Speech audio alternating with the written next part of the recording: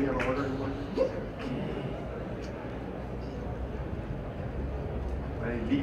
Yes, maybe you can come a little bit closer and just remove this table. Are we already missing someone? Yeah, we're missing Canada. Yes. Canada. We're missing Canada. We'll start in a second. They are coming from very far.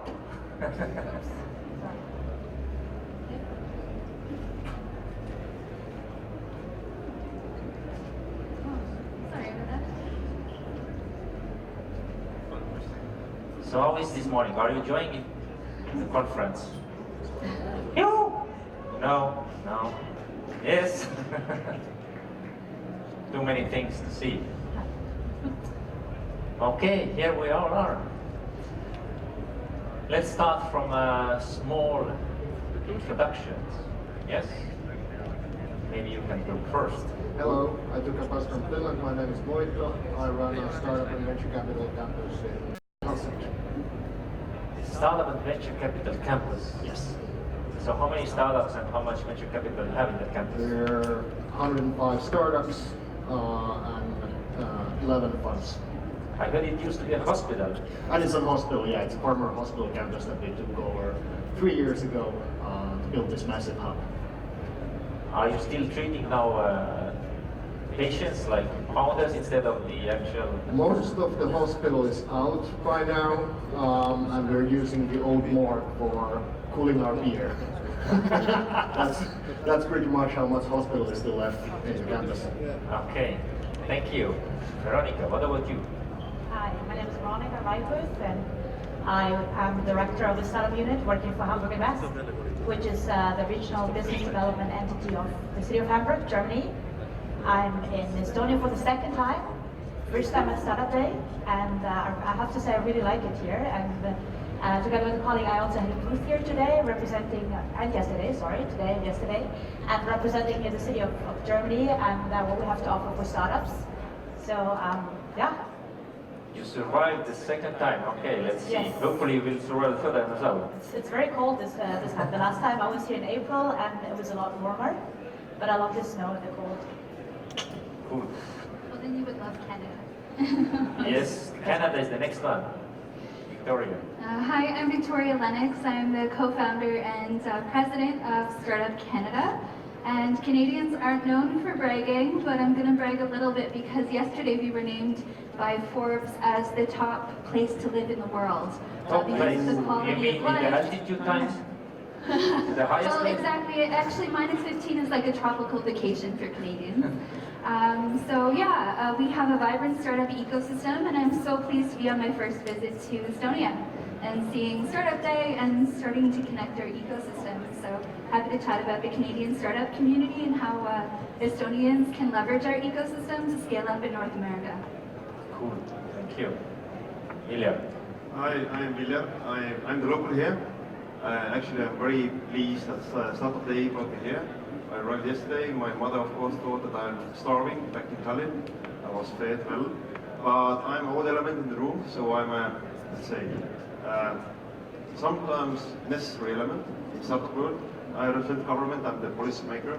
So usually I sit, you find me somewhere in the corner and talk only when you approach me and ask something in particular. Otherwise, we try not to interfere. Okay, and the topic is, where is the best place to start a startup? So, where would you start if you would be a startup? Happy to start. Just checking. Who wants to start first? When you're thinking of building a startup, connectivity is everything, and global connectivity is everything. Estonia has 1.3 million, I think, people. Canada, just to give you a bit of a sense, we're on top of the United States, and most of our population actually lives on the border with the United States. So our key startup ecosystems, Toronto, Montreal, Vancouver, they're all very close to the US, and we have very strong cross-border regions. So it's a great place to engage and to launch into North America. So you would choose that one or not? I would totally choose Canada because we're connected. And I think when you're choosing where you're going to start up your company, it's about connectivity. It's about where you have the most opportunity. And just last year, we launched CETA, the Canadian-European Trade Agreement. That gives Estonians and Europeans the opportunity to leverage all the wonderful resources of Canada to launch in the Canadian market, in the American market, and in Mexico. So it's a great place to open up a satellite office, and there's a lot of incentives to actually hire in Canada and have a seat in one of our accelerators. So what year you're gonna start your startup then? Pardon? Which year? This year you're just gonna start your startup or? I have a number of startups, and I invest in startups too. But I also think it's really important, like I said, to leverage the global ecosystem, to be able to launch in every region. So launching in the Asia Pacific, launching in Europe, launching in North America, launching in Latin America. And I would say, particularly given the political environment, the United States market is an awesome market. A great place to enter that is Canada. It's a fantastic place to live, amazing incentives for innovation. It's really easy to hire top talent in the world and excellent quality of life. Sounds like Estonia to European. Yeah, it's very similar culture. And in fact, in coming to the Baltic region, I just came from Lithuania. The culture is so similar. And I think what Canada offers too is a significant multiculturalism. There's people in Canada from across the world, and so it's an opportunity to tap into global diaspora. Okay, what about you, Voitto? I think I was about to mention Bali, but then I thought that might not make too much sense in this discussion. Why not Bali? It is good. It is good. But you can go to the digital nomad side, and it's not number one now. I think number one now is Vietnam for being this digital nomad. Have you been there? Yeah, me neither. Overall, I think when you're super early as a founder, it's best to start where you feel comfortable and where you have people you can build the company with in the early phase. And when you go into market, then it's about what type of business are you building ultimately. From the Finnish experience, I think the division of these B2B companies, looking just at B2B companies, you either go directly very early to US to validate, which in many cases leads you to burn your early investment capital because you're too early there. You move your founders to a big market and come back home empty pockets. So that's too much of the case. So ideally validate where you are first and be smart when you move to a bigger market as a founder. Good one. Veronika. Well, I want to reflect a little bit on my own experience. I do agree Canada is a perfect, nice country. I've lived there myself. I lived in Belgium, the Netherlands, Spain. So all of these countries are very, very nice. And myself, being German, I've started in Brussels, Belgium, and that was a very nice location. So basically, I think it depends on your personal setup, what you're looking for. So like the perfect place can be like a very individual decision. What's the perfect place for you to start a company? Also, of course, depends a bit on the business model, on the lifestyle you want to live, whether you want to live in a big city or like a small suburb somewhere, or maybe on the countryside even.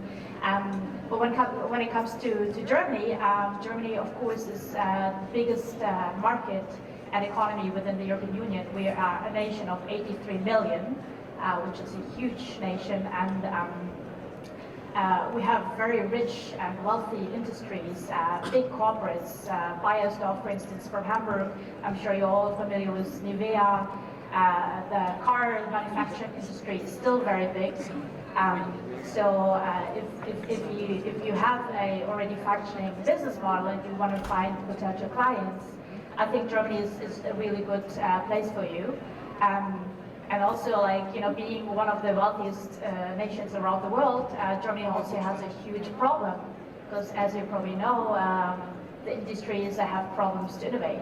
Yes, cars are still big. I don't know how many BMWs or Volkswagens are driving around here, but they have a huge problem with being innovative and new ideas. So at the moment, the momentum in Germany for startups, for new innovative ideas is great. So everyone, all the big corporates I know in Hamburg, they have like startup scouts. They implemented departments that deal with startups. They put money in accelerators. So like the momentum, if you already have a proven business case and you want to accelerate your business, I think Germany is really good. Also, when it comes to starting a company, I think it might be a nice place, but there's other places like, for instance, Finland or Estonia, where you can start, you can be much more innovative, and the environment might be better for that. Because Germany, as you probably know, is also quite bureaucratic, and we're not known for being the fastest and the most innovative in that field. But yeah, when it comes to like existing clients and potential support, there's a huge and really good environment for that. I can only reflect what colleagues already said. I like what Doris said. Connectivity, I think, is extremely important. The question was where is good place to start a startup. I will extend the question a bit.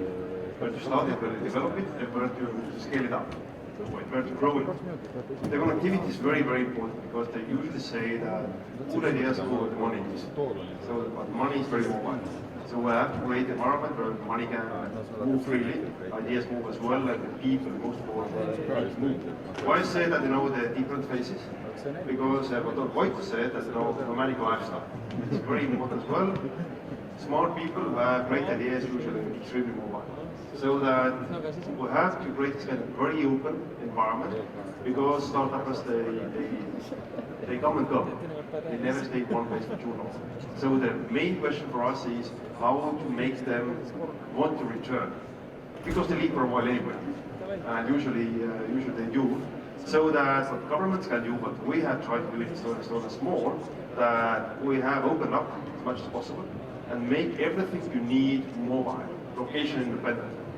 Money-wise, we have created a situation where you can attract money without actually VCs need to be here, so that you can do everything remotely. Also regarding that, you can run your business, being wherever. Bali was mentioned, other places as well. You can do it wherever you want. And eventually, what matters then is quality of life. So that what you get for the money, compensation. Compensation mechanism is very important for startups as well. So that in Estonia we have really focused on things how startups are compensated regarding options, other means as well, how VCs are traded, and as I said, that in order to invest in startups in Estonia, VCs don't need to come here. So this kind of, making it as simple as possible, as mobile as possible, I think is the key. Don't you feel that actually having so many options now, already here, it becomes very difficult to choose? So everyone wants to be the best in the things, yeah? So how to actually be unique? So what is this unique, unfair advantage that we usually ask from startups? And why would you stand out? It's very difficult to, even when I'm listening to all four, it's kind of, I don't remember this one key. What would you bring up? Yeah, As a startup or as a location? It's a region, right? As a region for a startup to make a choice. So, well, as I mentioned before, Hamburg is the second largest city within Germany. And So this doesn't really help. Yeah, no, but I wasn't finished yet, please. What makes us unique is that we have a huge river, and we have the third largest seaport within the European Union, and there's a lot of water, so that's kind of like a lifestyle thing. There's a big river, there's two big rivers actually, small canals. Some people refer to Hamburg as Little Venice. We have more bridges than Amsterdam, Venice together in Hamburg. So I think Hamburg, it's really like a lifestyle thing. It's very green, it's a very green city, it's also very flat, it's kind of like a culture. If you compare it to Munich or to Berlin, there's definitely a different business culture. Business culture, I would say, relates more to the Baltics as well, to the Nordic, to the Scandinavian countries. People are a little bit reserved. So if you like this, you will definitely be happy in Hamburg. It's a lifestyle. Yeah, so I think lifestyle is there. And then also because it's a rich city, as I mentioned before, we have different sectors. Aviation is also very big, logistics. So if you have a business model in that field or Hamburg was also traditionally very strong in publishing media houses. So you will find possibly clients there, very likely. And but it's also like, I think it's a lifestyle thing. Like you really have to Lifestyle plus some verticals that Yeah. are strong in the area. yeah. And then to add to that, so it's about critical mass. So in Canada, for instance, we have amazing hubs for cybersecurity, amazing hubs for blockchain development, AI, ICT. And so finding that critical mass is critical, and especially like with Germany, working with multinational companies that can plug into your supply chain. So if you're in an ecosystem and the ecosystem's only full of startups, how can you grow? If your ecosystem doesn't have cases of exceptional high-growth companies, how can you grow? We have great companies like Shopify that have recently acquired a Lithuanian company and are expanding across the world, but you need to have anchors that can also support you to scale. For the women in the room, you need an ecosystem that's open to women entrepreneurs. Canada has a feminist prime minister. We're very inclusive when it comes to women. We have accelerators just for women, funds just for women, and you don't even need a business model to come to Canada and start a business. We actually will fund proof of concept innovations and fund collaborations between Canadian, Estonian, European companies. So I think when you're thinking overall, it's about lifestyle, it's about access to talent, it's about access to critical mass in your industry, it's also access to the global acceleration because ultimately you want to plug into pipelines. And for women, it's about having a safe ecosystem that's going to nurture your company and you as a woman leader and promote you and your diversity. It can be very challenging to work in a kind of male-dominated sector, but what we have in Canada is almost 50% of Canadian startups are owned by women, and increased incentives are really changing everything and changing the culture of our startup community. So I think women should think about Canada, and we're always looking to find collaborations, fund proof of concepts, especially in the sectors I mentioned. So, okay, hashtag women plus sectors you mentioned. Again, actually I can relate to that critical mass is important. But this is something Estonia doesn't have. So we have a, let's say, secret weapon against it, I think, and a very wise one. This probably is our biggest strength, that Estonia's so small domestic market is irrelevant, so that why startups are also being here is also that you are prepared to go global from day one. I think it's very important as well. Eventually everybody go for a global market. And that's why in Estonia you get the early start. And I think it's our biggest strength. That's why I want to say about openness as well. The other part of my answer probably is that I wouldn't be so pessimistic. We are competitors, but at the same time I also believe that actually the pie is very big. So in a way everybody gains. It's not a zero-sum game. So that also in Estonia we have grown let's say, new startups, and we see that actually we don't, let's say, win too many startups from others, but to grow our own. That's why, here behind the curtain, there are thousands of students who will start new startups. So the pie is getting bigger. We just need to create the environment for them to do that. I have to give 1 point for Estonia since we're here. I don't think there's another place in Europe right now where you have as much talent that is very good at building business to consumer experiences. Like you beat the UI of Uber, which is like super crazy. I think they spend a bit more money than Taxify on their UI. For Finland, the question was about unique advantages. I think the only highlight for this would maybe be 25% of all software revenue in Finland is from gaming and graphics. So we're what Los Angeles is for films, I guess, in Europe for mobile gaming. So if you're doing something within that field, there's hundreds, thousands of talent in Finland that you can get to work on your company, and they build games for hundreds of millions of people. But that's just of course one. I really love the idea of, I do agree on the fact that yes, in the end we're all also competitors, but I'm really fond of the idea that this also creates a huge potential for cooperations and collaboration. For instance, I learned the other night, about Helsinki. I've never heard that term before, but I really loved it. And also us, like I'm here with a delegation from the neighboring states, like Hamburg is a federal state, one of the 16 of Germany. We came here with a neighboring state, which, if you look at it from one perspective, it's a competitor, but like we came here together and we collaborated, like, you know, this creates some potential of working together. And also Berlin, which is the largest city in Germany, we like in October last year, we've done an event together at Web Summit, and it's not just like competitive, and I'm really happy to cooperate with Canada as well if there's some ideas. So I love how this is not just competition, but it also creates new scope for new projects and I think collaboration. this cooperation side is very interesting.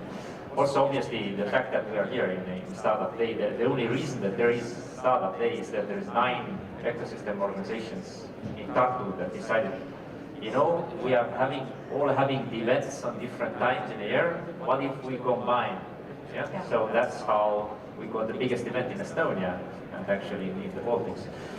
So now the next kind of pilot Tartu is thinking about is Tartu as an acceleration program, meaning that instead of, you know, we have also accelerator, but and pilot tech parks and then so on, hubs and everything else. But what if this region is acting as one, meaning that there is an entry point, that there is a way how one startup can move through different parts of the ecosystem in Tartu, and then, you know, benefit from all. So combining the strengths, marketing, plus the resources, and then so on. Now my question is, can this model be scaled, you know, on the level of countries? So we kind of map out, okay, these slot nicely together because of, you know, and there is actually a path. Obviously this is like mission impossible to accomplish, but we need to somehow think 10, 15, 20 years ahead. Any thoughts? So ecosystems take about 25 years to mature, and most of the world's ecosystems outside of like Silicon Valley and Israel are really in a nurturing phase. Like we are just starting architecting the future of our innovation economy. What I've learned, Startup Canada, we have 50 grassroots communities. We're a very large country. And we need networks in order to connect. So if you think of Europe or the region, and you think of Canada, it's all about connectivity and networks. What we've learned in the Canadian context of building an ecosystem is you can't substitute a digital connection for the support and the culture that happens on the ground in a grassroots startup community. So every community, even the smallest ones, need basic pieces of an ecosystem, even if it's connected to a larger hub in a major city. If a smaller community is devoid of that, then it can be politicized, and then bad things happen at a political level with that economy. So in a world where we're increasingly divided by haves and have-nots, we're investing in innovation and displacing jobs in other sectors, it's a very interesting time in creating ecosystem. The way to create it smart is to understand that you can create a flow through whereby, you know, one country leads to accelerate startup here, scale up here, IPO here. You can do that, but then you're further creating divides, and every individual in every country will want their own piece of it. So it's finding ways to scale those pieces in a way where everyone has a piece. I hope I'm making a little bit of sense there, but this is what we've learned. Is you need to be able to create a pipeline, but at the same time go deep into community to make sure that that culture and connectivity is there. And then for the startups who aren't really interested in community building, the focus is, where do I find investors, mentors, where are my peers, where am I sharing best practices on how to fire someone, how to develop a share agreement, and don't worry about ecosystem stuff unless you actually want to help to be a community builder and build ecosystem. I think a lot of startups occupy themselves with these things, and they forget that they're building companies. So I'm very careful talking about ecosystem in an ecosystem talk, and for businesses choosing where to go, do you have access to what you need to scale? If you don't, you should move. I think, if I understood you correctly, And looking at the Finnish experience, the best way to do that type of a large regional mobility for startups and acceleration is by moving money. So you basically make VCs invest outside their whole region, which connects those two regions together. And that's how you build connections both globally and inside Europe, essentially. So for Finland, where most of our focus has been, is just to attract international VCs to find deal flow from the country. And when you have a German VC on board in your company, then he will certainly connect you to the local resources in Germany, if he's a good VC. Have you been successful attracting foreigners? Yeah, I think thanks to Slush, we're 25% year-on-year growth on international venture capital out of Finland. We've yet to see large rounds come, similar to Estonia, where I think you beat us on the annual statistics of how much venture capital went to the country last year, but I'm sure they're coming next 2 years. I have extremely mixed feelings about that. Being a civil servant myself, as I said at the start, I try to be only if I'm asked. And the question is, for example, in Estonia, we also have this kind of discussions going on. Tallinn already have rather vibrant startup communities, but also other minor cities, if we should help them also. For example, that government helps to build up the infrastructure. And mixed feeling is that usually it's other way around, should be like bottom up or from up down, because usually, as we know, extremely active young people with cool ideas, even if they don't have a place to meet. They go to the first bar, they meet regularly there, maybe every Tuesday, and then the critical mass is created, and then we need more infrastructure. Then government, local community can come in and help as well. So this I have a mixed feeling, how much should help, meaning that maybe we build a co-working space and it's empty. So it doesn't help, because eventually, as I said also before, everyone's mobile. People who need big growth, they move to sTARTUp anyway, or go to Silicon Valley or Germany or Canada, so that they are extremely mobile. So that we should be very careful that we don't overinvest in this respect. On the other hand, I think that relates to your previous question. I think this kind of government, public-private partnership is important.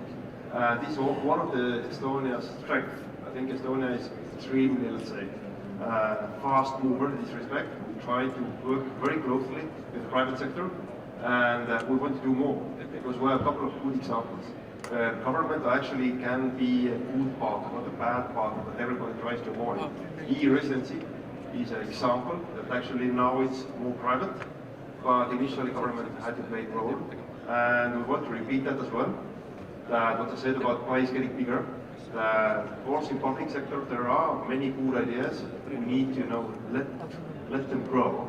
So I see my team member there, Mick Weinig as well, that with whom we're working to create a new accelerator for public sector ideas, so that we create more e-residencies. So accelerate Estonia, be aware. I really like the idea that the public sector should always have an exit in mind when initiating projects, so you don't hold on to it, so you pass it on actually. Exit, yes. I saw Adam before that. We have also tried to define what is exit for e-residency, and actually we have defined it. It's rather logical and simple. Our exit is when this service becomes a normal service, meaning you don't need e-resident team anymore. That's our exit. I'm very interested in that program. Is it just for Estonia, or are you willing to share your knowledge? Yes. No, we definitely are for cooperation, because we even consider if we can actually import programs. Should we solve our own problems, or we import them? But there are two elements that are crucial. One is that it has to be scalable and it needs to be possible to export. So we don't do content in this respect, but we really go and create a new model. Okay, one question about the financing on the ecosystem, meaning that but what we see in this region at least, it's pretty hard to build an ecosystem organization, whether it's a hub or it's an event like this or an accelerator that actually works profitably. So what is the learnings and how you approach this? How much you support from the government, or how do you solve this equation? Maybe I can start since I'm an ecosystem actor in that sense. Well, I use a cheap governmental hospital for building a hub, so I use an undervalued property to make it cheap for startups, in a sense. Overall, I think you have to look at like how the whole landscape of accelerator programs and incubators is forming. I think the private equity model is very much a star system by now. So if you start, you can't build a boutique, small, equity-based, for-profit accelerator and make it profitable. It's super hard. It's a star system where you have few global McDonald's type of chains of accelerator programs to go on with that. So what you have left is either a corporate backing, which usually is very vertical, and you're working for a singular company. Companies and industries are harder to work together to form a fintech hub, in my experience, for example, all public. And for now, the public in developing markets, I think, is pulling back, looking for those exits in where the ecosystem is more mature. However, if you go to China, I can promise you, you'll be backed up by by any of the cities. So that's why I see a lot of these players shopping around the emerging ecosystem, or let's say emerging ecosystems, where there is public funding available to a certain extent. So are public making exits in your ecosystems? So I actually think in the case of Germany, Berlin is probably the best example with Rocket Internet, the Semler brothers. They started a couple of very good, successful companies, did some exits. Their employees were included, had some equity, and then became either business angels or founders themselves, and so this whole ecosystem was started. Hamburg is slightly different, but especially when looking at Hamburg or Germany in general, there's a lot of offers from the public side for early stage startups, because I think that's the hardest phase. You know, like you have this idea, but you're lacking resources. You're lacking resources to start your business, to find employees, to find support. So there's a huge offer or service offer in this field. We have funds, for instance, in Hamburg, where you get either 75,000 euros or 150,000 euros that you don't have to pay back. Of course, this comes with certain conditions, but it's there to really help the first foot into, like, you know, starting successful companies. There's of course accelerator programs, and the public side might help there as well. However, but how much support there is actually for accelerators? I mean, not directly to the startups, but the ecosystem. You know, the hubs, co-working spaces, accelerators, incubators, events, and so on. Angel networks. I'm sorry? How much support government is actually providing to those different ecosystem players? Yeah. Not directly. Yeah. So in Hamburg, it works the way if something doesn't exist on the market yet, and somebody has an idea and it's like an accelerator. For instance, in 2015, the German press agency, one of the employees realized that there was a problem with media landscape. I mean, the problem was obvious, but he's like, okay, I have this idea of creating an accelerator program where startups can foster the media landscape and come up with new ideas in this field. And it was this guy coming out of an existing company, but the public, like the city, they gave some support to this because it was a new idea and they wanted to like really foster this idea and help them to come up with this accelerator. And this was very successful, and they had a few more, one focusing on logistics and one on commerce. Thank you. We need to now wrap up. So final comment from each one of you on the topic of where's the best to start? I think you can start anywhere. When you need to scale, you need to look where the talent is and where your investors and money is. And if you're working in blockchain, be very careful about the jurisdiction requirement. That's it. Thank you. Yeah, thank you very much for this panel. I really enjoy being here. Germany is a big market, so come to Hamburg and prosper your startup there. Good luck with whatever you're doing, and I hope we will meet here or maybe later. Find at some Veronika point. in Hamburg.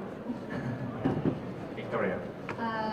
Thanks for having Canada here in Estonia. We're super excited to be here. The Canadian government, just to answer your question in my closing, is investing heavily in the ecosystem. We have funds for accelerators and incubators, private and publicly held. We're actively lobbying industry to open up new accelerators and venture arms.